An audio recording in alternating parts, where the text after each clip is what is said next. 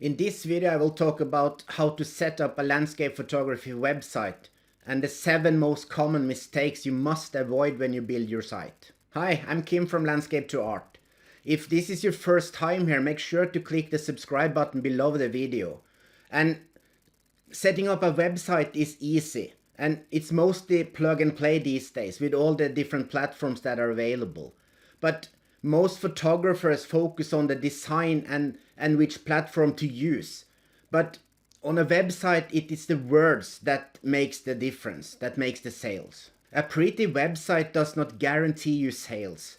It is the words that do the selling, the convincing of your customers. And unfortunately, most photography websites, they stay in the dark with no visitors at all. Or they fail to do what they are supposed to do, make you sales and attract you more and new customers. The mistake most photographers do is not to plan or create specific goals when they make their website. A website must attract customers, and it must attract your ideal customers. But how do you really attract the right ones, the right customers? Here are a few of the most common mistakes photographers do when they are setting up their website. So let's get started. Mistake number 1 is, who is your target audience? And if you're not clear about who your audience is, or not specific about who you want to attract when you build a website, you're getting it wrong. Because the home page is the most important page, and it might be a surprise to you that the image gallery on a photography website is not. But the reason for that is that search makes the home page the most visited page on your whole web. And on the home page, it must be clear who you are addressing. Are you targeting photographers, or are you targeting print buyers? These two types of customers or potential customers are very different, or can be very different. And you only have a few seconds to stop any visitor to your website, because our attention span is extremely short, and it's said it's less than 7 seconds. So if it's not clear when the visitor comes to your site that you are the right one to help them with whatever problem they have, if it's to learn photography or looking to buy prints, and if they don't get it, they will immediately click away from your website. If a visitor leave your homepage, it's not likely that he will even reach your image gallery. And even worse, if the visitor leave, he might never visit your site again ever. And that's a big problem. Mistake number 2 is lack of messaging. If your homepage lacks messaging, or the messaging is not made clear enough, if it's not made with the customer in mind, you have a problem with your homepage. If it's not clear what you do to help your visitors, so it must be obvious for them when they visit what you're doing. If you sell prints, it must be highlighted on your homepage that print sale is what you do. And a small button on the portfolio or on the menu is not enough to keep the customers, or maybe they don't even recognize your portfolio. Only visitors who already know what you're looking for on your site will probably notice that there is a gallery there. So, and others, they will just leave, and you have lost that potential future customer.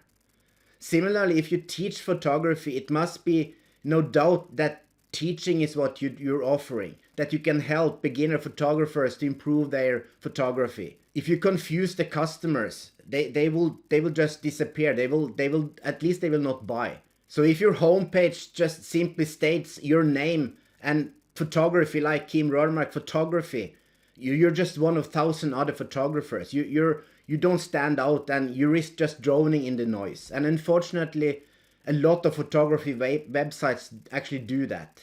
They get very few visitors. Mistake number 3 is too much focus on yourself. The About page is one of the most visited sites or visited pages after the home page.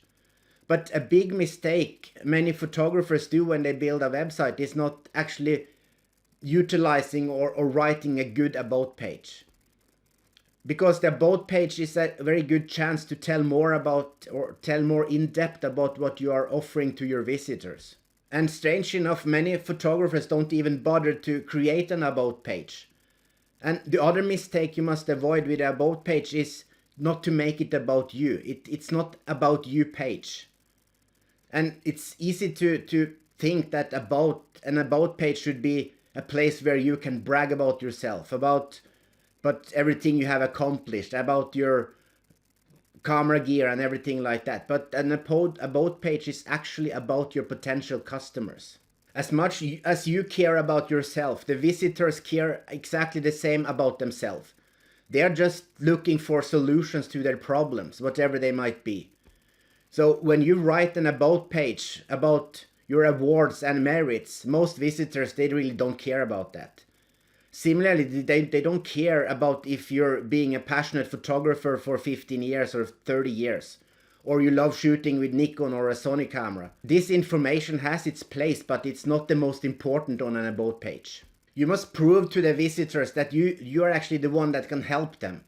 So an award or a camera brand doesn't prove that.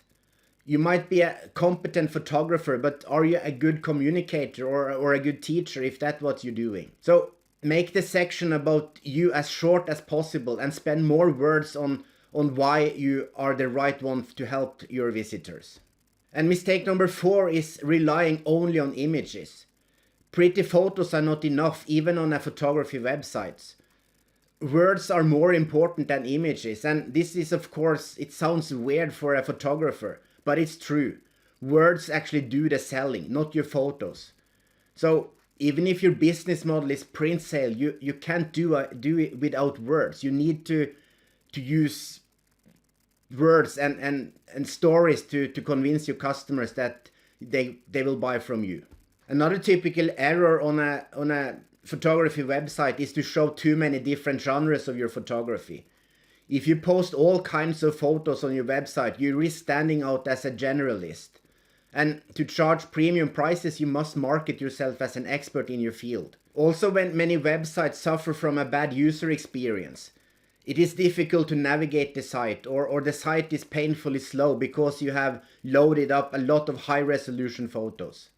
And mistake number 5 is that your site is not optimized for search. And a little bit back to images. Images are not as search friendly as text on a website. And with only an image portfolio, it's very difficult for Google to index your site, and that makes it difficult for your potential clients or customers to find you. This is why you should have a blog on your website. With text you get indexed, and the chances to get found increases a lot. SEO or search engine optimization is a whole topic on itself, but and just by following simple rules, when you make blog posts on your blog, you're ahead of most photography websites. So make sure you write the topic that your target audience are interested in, and a topic that they are searching for, and use relevant keywords in the text around the topic in the blog post. That's basically all it takes. But unfortunately, spending a lot of time on creating a nice logo or a nice image gallery will not bring more visitors to your website. So just remember that. Mistake number 6 is that your site does not have any obvious call to action. It is important to always tell the visitor what to do next. And it can be to like or comment one of the posts or your blog post, or click a buy button. The most common and important call to action on all websites, and which all websites should have, is a way to collect email addresses. So you must give the visitor a reason to give you his email address. And you do this by giving them a relevant lead magnet or a freebie in exchange for their email address.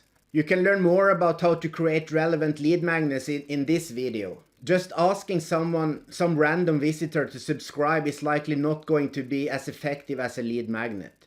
But no one wants to subscribe to another newsletter, at least if they don't know you already. And if you don't collect emails and utilize email marketing, you're losing a lot of the potential. Few visitor buys from you the first time they see you. You need several contact points so they get to like, know, and trust you before they buy, before you even try to sell to them. And this happens to a series of emails giving them relevant information after you have collected their email address. Mistake number 7 is not actively driving traffic to your website. They build it and they will come might have worked many years ago, but it doesn't work any longer in 2021. And in mistake number 5, I addressed how to optimize for search traffic. And this type of traffic is when you attract the audience to your website. The other type of traffic is referral traffic. And referral traffic is typically coming from your social media platforms. It is important that you capture the email addresses from your audiences on Facebook and Instagram and YouTube and alike. Because you don't own this traffic, and unless you have their email address, you can lose them if Facebook or Instagram decides to cut you off, if they don't show your posts anymore. So if you only post on Facebook and Instagram, you're building a business for Facebook and not yourself. And that's important to understand. You can use social platforms, but make sure that you find ways to collect the email address from your visitors there. A big mistake many photographers do when they try to collect leads or emails is to just link to a random post from their social media. What you should do instead is to link to a specific web page made for opt-ins. And on this website, the only option the visitor have is to either click away or to subscribe to your email list. And if you send your audience to your homepage, which contains a lot of links and other buttons, they're likely not going to subscribe to your email list at all. You might have heard people telling you that you no longer need a website because you do your marketing on different social platforms. And this is a dangerous strategy, and it's a wrong strategy. A well-optimized website is still important in 2021. It is your hub, and the good thing is that you own everything there. You own this traffic. Watch this video next to learn more about why a website is essential for any photography business. And with that, until next week, ha det bra, goodbye.